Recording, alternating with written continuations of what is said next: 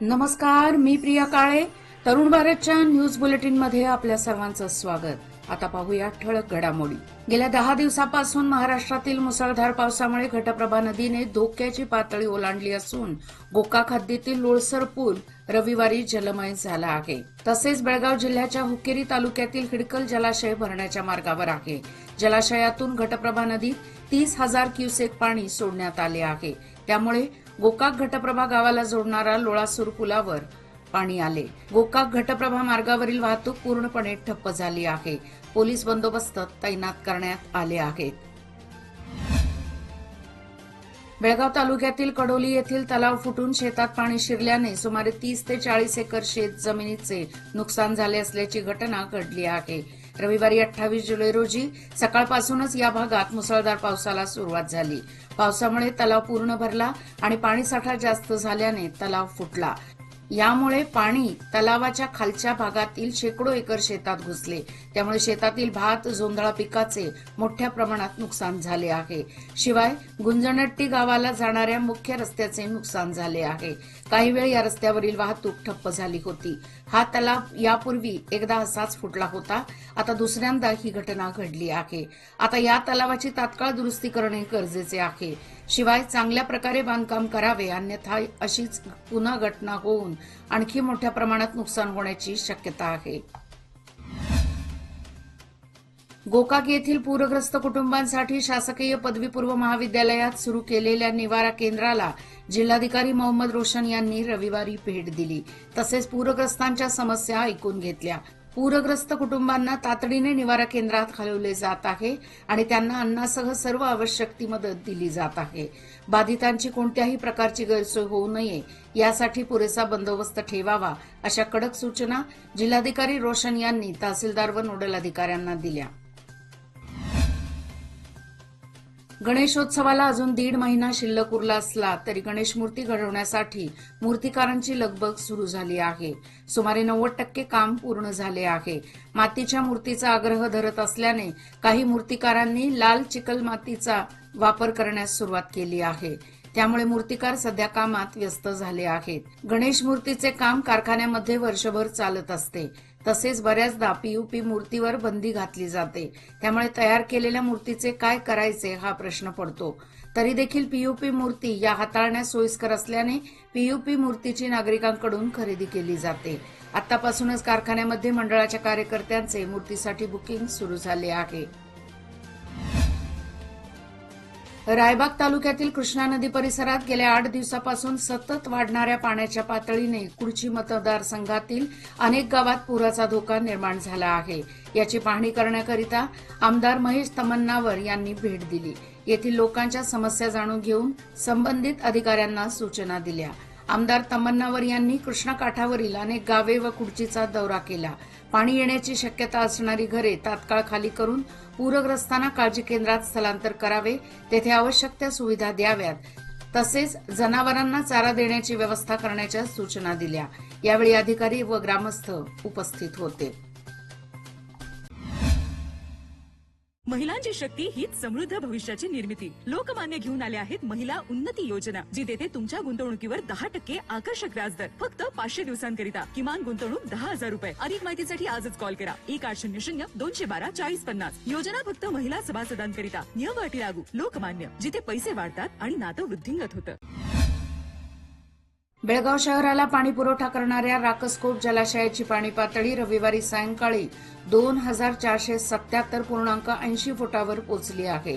2475 फुटावरील पाणी पातळी आता नियंत्रणात ठेवताना शहर पाणी पुरवठा मंडळाला नियोजनबद्धता राखावी लागणार आहे. सध्या ही पाणी पातळी स्थिर ठेवण्यासाठी वेस्टवेअरच्या 6 दरवाजांपैकी 4 दरवाजे खुले करण्यात आले आहेत. मार्कंडेय नदीत पाणी सोडण्यामधील नियोजनाची गरज आहे. मार्कंडेय नदीत एकाच वेळी जादा पाणी सोडल्यास पूरस्थिती निर्माण झाली आहे. बेळगाव जिल्हा पूर नियंत्रण विभागानेही साफ दुर्लक्ष केल्याने या 3 वर्षी मार्कंडेय नदीला येऊन मिळणारे सर्वच नाले व नदी पूरमय बनले आहे. गत 24 तासात अधूनमधून पावसाने उसंत घेतली असली तरी मार्कंडेय, घटप्रभा व मलप्रभा नद्यांचे पूर मात्र कायम आहे. अनेक पुलावर सुमारे 2 मीटर पाणी असून धरणाचे अनेक दरवाजे उघडण्यात आले आहेत. आंबेवाडी मन्नूर हिंडलगा शिवारात पुन्हा पाणी पातळी वाढली व गावांना सतर्कतेचा इशारा देण्यात आला. जिल्ह्यातील अनेक मार्ग बंद आहेत. पुरात अडकलेल्यांना सुरक्षित बाहेर काढण्यात प्रशासनाला यश आले असून जिल्ह्यात कुठेही जीवितहानी झालेली नाही. गत 24 तासापासून पावसाचा जोर कमी झाला असला तरी पूरस्थिती मात्र कायम आहे. आगामी 2 दिवसात पाऊस बरसला तर पूर परिस्थिती आणखी बिघडण्याची शक्यता आहे. सर्व परिस्थितीवर जिल्हा आपत्ती निवारण विभाग लक्ष ठेवून असून नागरिकांना सहकार्याचे आवाहन केले आहे. मार्कंडेय नदीचे पाणी घुसल्यामुळे बंद पडलेल्या हिंडलगा येथील उपसा केंद्राला आमदार राजू सेठ, महापालिका आयुक्त अशोक दुडगुंटी यांनी भेट दिली. यावेळी महापालिका व कर्नाटक पायाभूत सुविधा मंडळाचे अधिकारी उपस्थित होते. याशिवाय शहरात अन्य ठिकाणी भेट देऊन त्यांनी पाहणी केली. जोरदार पाऊस व राकसकोप जलाशयातून सोडण्यात आलेले पाणी यामुळे मार्कंडेय नदीच्या पाणी पातळीत वाढ झाली आहे. नदीचे पाणी हिंडलगा येथील उपसा केंद्रात घुसले आहे. त्यामुळे तेथील विद्युत पंप हटवण्यात आले असून उपसा केंद्र बंद ठेवण्यात आले आहेत. लक्ष्मी टेकडी येथे पाणी शुद्धीकरण करून शहराला पाणी पुरवठा केला जातो. मात्र विद्युत पंप हटवल्यामुळे शहर पाणी पुरवठ्यावर विपरीत परिणाम झाला आहे. हा अडथळा ताबडतोब सोडवावा अशी सूचना आमदारांनी दिली आहे. जांबोटी व खानापूर वनक्षेत्रात सुरू असलेल्या संततधार पावसामुळे मलप्रभा नदी दिवसेंदिवस ओसंडून वाहत आहे. वाहत्या मलप्रभा नदीच्या पाण्यात बैलहोंगल येथील मातोली, मल्लूर व होसूर या गावांमध्ये मलप्रभा नदीच्या काठावर मोठ्या मगरींचे दर्शन झाले. या अचानक बाहेर पडत असलेल्या मगरींमुळे नदीकाठचे ग्रामस्थ व शेतकऱ्यांमध्ये भीतीचे वातावरण पसरले आहे. त्यामुळे शेतकऱ्यांनी सावधगिरी बाळगावी असे आदेश देण्यात आले आहेत. सिद्धरामय्या मुख्यमंत्री असताना अनुसूचित जाती जमातींवर अन्याय होत आहे. अनेकांच्या दबावापोटी दलित समाजावर अन्याय केला जात असून समाजाच्या हिताच्या दृष्टीने कार्य करावे अशी मागणी आमदार रमेश जारकीहोळी यांनी केली आहे. रविवारी गोकाक येथील पूर परिस्थितीचा आढावा घेऊन पत्रकार परिषदेत ते बोलत होते. राज्य सरकारविरुद्ध मुडा घोटाळा आणि वाल्मिकी विकास महामंडळ घोटाळ्याबाबत आपण सभागृहात आवाज उठवला, मात्र जाणीवपूर्वक राज्य सरकार या घोटाळ्यावर पडदा टाकायचा प्रयत्न केला जात आहे. वाल्मिकी विकास महामंडळ घोटाळा हा राज्यातील सर्वात मोठा घोटाळा आहे. यामार्फत दलितांचे पैसे हडप केले आहेत. मात्र यावर राज्य सरकार कोणतीच ठोस भूमिका का घेत नाही असा प्रश्न त्यांनी विचारला आहे.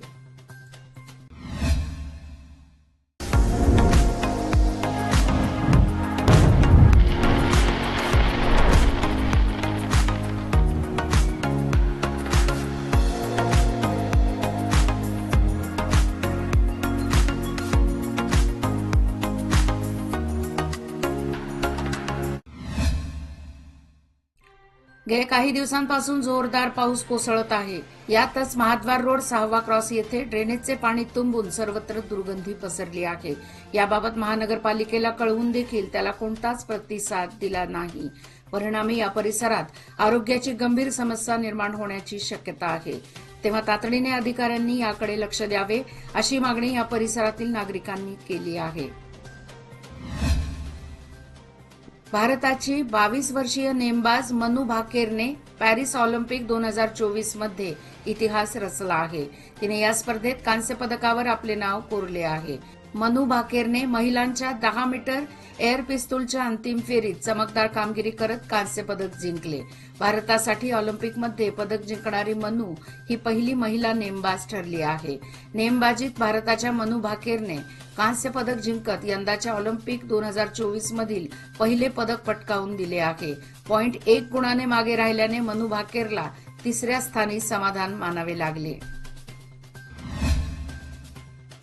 येथील एसकेई संस्थेच्या आरपीडी महाविद्यालय व जीएसएस महाविद्यालयांना स्वायत्ततेचा दर्जा मिळाला आहे. त्याचे उद्घाटन बिहारचे राज्यपाल माननीय राजेंद्र आर्लेकर यांच्या हस्ते सोमवारी सकाळी 11 वाजता होणार आहे. या कार्यक्रमासाठी विशेष अतिथी म्हणून राणी चन्नम्मा विद्यापीठाचे उपकुलगुरू प्राचार्य CM त्यागराज व कुलसचिव राजश्री जैनापुरे उपस्थित राहणार आहेत. राज्य परिवहन मंडळाच्या व्यवस्थापन मंडळाने बस तिकीट दरात वाढ करण्याचा प्रस्ताव शासनाकडे केला आहे. याबाबत मुख्यमंत्री सिद्धरामय्या लवकरच बैठक घेऊन अंतिम निर्णय घेणार आहेत. शक्ती योजना लागू झाल्यानंतर राज्य मार्ग परिवहन महामंडळाच्या महसुलात वाढ झाली आहे. मात्र कर्मचाऱ्यांचे पगार, डिझेल दर वाढल्याने महामंडळाने बस तिकीट दरात वाढ करण्याचा प्रस्ताव सरकारला सादर केला आहे. सरकारकडे सादर केलेल्या प्रस्तावात 15 ते 20% वाढ करण्याची मागणी करण्यात आली आहे. बळ्ळारी नाल्याची समस्या दूर करण्याबाबत रूपरेषा ठरवण्यात येणार आहे.